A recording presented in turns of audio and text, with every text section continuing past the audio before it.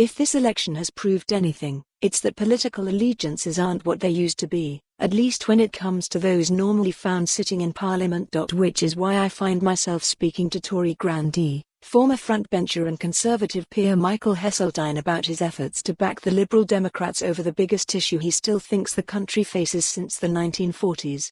Read more. It was very personal, very hurtful, says ex-rebel Stephen Hammond Heseltine is endorsing Monica Harding, the Lib Dem candidate for Esher and Walton, against Foreign Secretary Dominic Raab.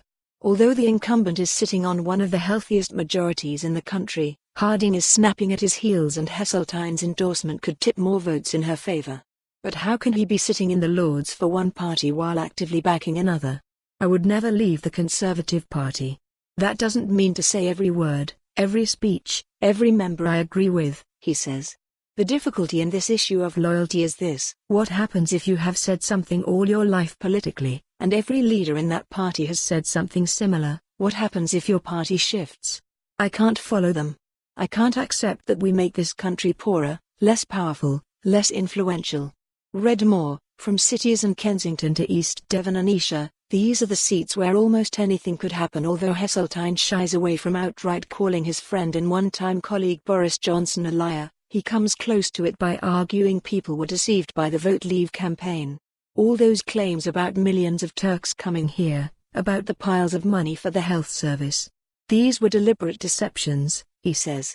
Heseltine dodges broader questions about the Prime Minister's character in light of the ongoing hospital row, as well as his trustworthiness. But he insists Johnson is ultimately a Liberal Tory who made a calamitous decision to back Brexit. It was a career choice, a bad one in my view, but I am not prepared to get into the business of slagging someone off, although I will say he is one of the most flexible politicians I've known.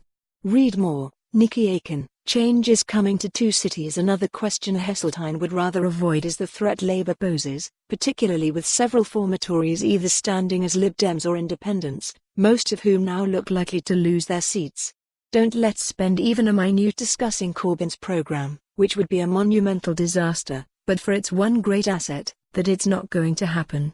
Heseltine believes there is no chance of a Labour government. All the reds under the bed's warnings reveal as how worried the Tories are about their own side of the argument, says the former frontbencher. He's no risk at all because he's in. For more on this story, visit the news article link.